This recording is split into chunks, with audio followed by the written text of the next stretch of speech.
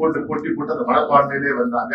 ஆனா அவங்க கோயம்புத்தூர் அவங்க ஊரை எடுக்க மாட்டாங்க, பக்கத்து ஊர் எல்லாத்தையும் போய் வந்து இந்த பொலிஷன்ல பேர்ல ஏதாவது நான் தப்பா சொன்ன உடனே எலெக்ஷன் மாத்தி அப்படின்னு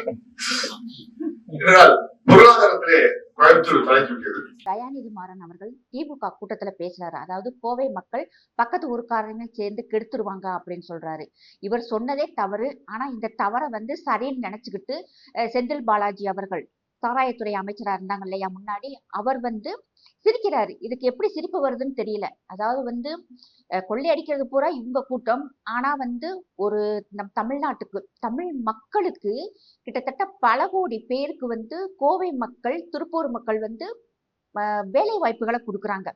இவங்க கட்டுற டாக்ஸ்ல தான் இன்னைக்கு தமிழ்நாடே வந்து பட்ஜெட் போடுது. அவங்க மட்டும் டாக்ஸ் ஒழுங்கா கட்டாம இருந்தா இன்னைக்கு நம்ம தமிழ்நாடு இலங்கை மாதிரி, பாகிஸ்தான் மாதிரி, பங்களாதேஷ் மாதிரி, மியான்மர் மாதிரி இன்னைக்கு நம்மளும் வந்து தட்டை தூக்கிட்டு பிச்சை எடுத்துக்கிட்டு இருக்கணும். ஏன்னா இன்னைக்கு இருக்கிற கடன் சுமை அந்த அளவுக்கு இருக்கு. ஆனா அந்த மக்களுடைய பேசும் மொழியே பார்த்தோம்னா ஒரு மரியாதையாக இருக்கும். நமக்கே தெரியும், வாங்க போங்க, நம்மளாம் வாங்க போங்க. அவங்க வந்து அதை விட இன்னும் மரியாதையான லாங்குவேஜ்னு சொல்லி தமிழ்ல பார்த்தோம்னா அது வந்து கொங்கு மண்டலம் மக்கள் பேசும், அவங்க பேசுற அந்த தமிழ் தான். ஆனா அந்த மக்கள் வந்து பக்கத்து ஊரை சேர்ந்து கெடுப்பாங்கிறது எப்படி? அவங்க வந்து தமிழ் மக்களை வாழ வச்சுக்கிட்டு இருக்காங்க. தமிழ்நாட்டுக்கு வந்து அந்த அளவுக்கு பொருளாதாரத்தை முன்னேற்றி கொண்டு போயிருக்காங்க. கிட்டத்தட்ட 4 வருஷத்து 5 வருஷத்துக்கு முன்னாடி எல்லாம் பார்த்தோம்னா தொழில்துறையில நம்மளுடைய தமிழகம் வந்து டாப் 3ல இருந்தது. இன்னைக்கு வந்து 8ஆம் நம்பருக்கு போச்சு. அதாவது 1 பெருசா 2 பெருசா 8 தான் பெருசுங்கிற மாதிரி இன்னைக்கு நம்ம தமிழ்நாடு வந்து தொழில்துறையில 8வது இடத்துக்கு போயிருச்சு. இங்க இருக்கும் இவங்க டாக்ஸ் கட்டுறதை வச்சுதான் மற்ற மாவட்டங்களுக்குமே வந்து டாக்ஸ் கட்டிக்கிட்டு இருக்காங்க. ஏன்னா மற்ற மாவட்ட மக்கள் எல்லாருமே வந்து பம்பாய்க்கு போயிட்டாங்க. அங்க போய் இட்லி சுட்டு மாவு வித்து அவங்க கஷ்டப்பட்டு அங்க வாழ்ந்துகிட்டு இருக்காங்க. ஆனா இங்க இருக்கும் மக்களுக்குமே வந்து எத்தனையோ குடும்பங்களை வந்து கோயம்புத்தூர் மக்கள் வந்து மக்களை வந்து வாழ வச்சுக்கிட்டு இருக்காங்க தொழில் துறையில. இன்னைக்கு பார்த்தோம்னா ஆட்டோமொபைல் இண்டஸ்ட்ரி ஆகட்டும், அதே மாதிரி பனியன் கிளாத்துகள் ஆகட்டும், வெளிநாடுகளுக்கு ஃபுல்லா ஏற்றுமதி பூராமே வந்து இந்த கோவை மக்கள் தான். நம் இந்திய நாட்டிற்குமே வந்து அவங்களால பொருளாதாரம் வந்து வளர்ச்சி அடைஞ்சுக்கிட்டு இருக்கு. அந்த மக்களை நீங்க அந்த மக்களை நீங்க பாராட்டாட்டி கூட பரவாயில்லை. ஆனா வந்து இப்படி ஒரு வார்த்தையை சொல்றது வந்து யாராலையுமே வந்து ஏற்றுக்கொள்ள முடியாது.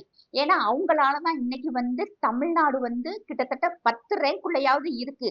அவங்களுமே வந்து இல்ல, அவங்க வந்து கிட்டத்தட்ட அவங்க எல்லாம் வந்து சுயம்பு மாதிரி, கவர்மெண்டினுடைய எந்த ஒரு பெனிஃபிட்டுமே இல்லாம அவங்க தங்களுடைய காசை போட்டு தங்களுடைய சுய உழைப்பை போட்டு அவங்க வந்து சுயம்புவாக உருவாகி இன்னைக்கு தமிழ்நாட்டுக்கே வந்து தொழில்துறையில வந்து ஒரு முன்னோடியாக இருக்கு. இன்னைக்கு இந்தியா லெவல்ல பார்த்தோம்னா தமிழ்நாடு இந்த அளவுக்கு வளர்ச்சியா இருக்கிறதுக்கு ஒரே காரணம் அந்த மக்கள் கட்டுற டாக்ஸ், அவங்களுடைய தொழில்துறை தான்.